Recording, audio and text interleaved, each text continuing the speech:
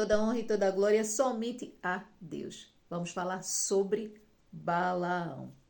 Balaão foi um profeta que foi utilizado pelo Senhor para abençoar o povo de Deus e não amaldiçoar.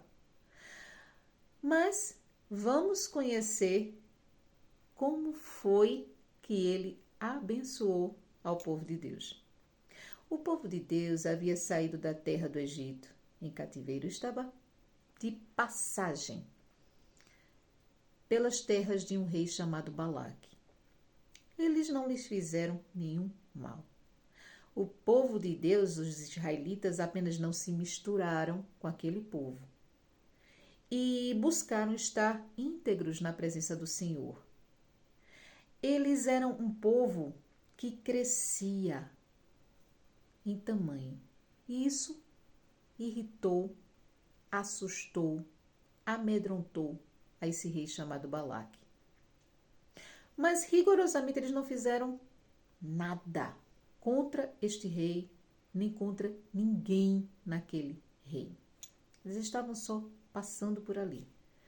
Então esse rei, usado pelo mal, não é? Ele chama um profeta chamado Balaão para amaldiçoar o povo através da sua boca. Balaão, ele era um profeta que ele era conhecido naquela região por amaldiçoar uma pessoa ou um povo e acontecer, como abençoar uma pessoa e um povo e acontecer. E aquele rei, ele por trás, não é? Chama aquele homem com a intenção de fazer mal a um povo que não lhe fez rigorosamente nada de mal. Estava ali passando. E o que acontece? O rei envia um mensageiro a Balaão. Balaão, olha, vai ter aqui um tesouro. A maneira você for e amaldiçoar o povo de Israel. Então Balaão disse, tá certo, mas antes eu vou consultar a Deus, tá certo? E o que acontece é que Balaão consulta a Deus e Deus diz, Balaão, não vá contra esse povo. Não vá contra esse povo porque não é da minha vontade que você vá contra esse povo, você não vai prevalecer. Então Balaão escuta a mensagem e manda o recado para o rei. Olha, não posso ir não. Não tenta me chamar não.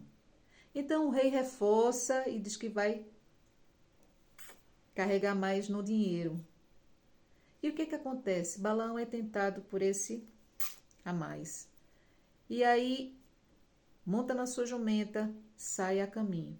O que acontece? O anjo do Senhor é enviado, não é? Pois o Senhor não se agradou, o Senhor tinha dito a ele que não fosse, que se esquivasse desse pedido do rei, mas Balaão, tentado pela proposta, não é? Vai. Então o anjo do Senhor usa a jumenta de Balaão para falar com ele e ao final desta situação, não é, ao qual Deus faz com que Balaão escute a voz da sua jumenta, ele também vê o anjo do Senhor que fala com ele. E depois desse acontecimento, o Senhor diz a Balaão o seguinte, olha, você vai, mas você vai fazer exatamente como eu estou a lhe dizer, tá certo, Balaão? E Balaão disse, sim, Senhor, tá certo, eu vou. E aí Deus dá coordenadas, estratégias a Balaão.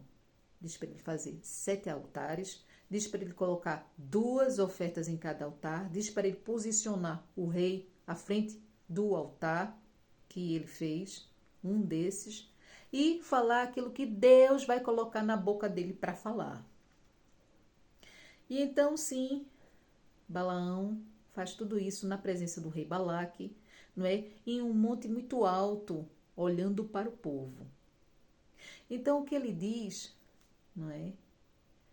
É que abençoado seja o povo de Deus, porque como é que ele pode ir de encontro a um povo que é abençoado por Deus e que é separado de Deus e que cresce aos olhos do Senhor mais do que o pó da terra.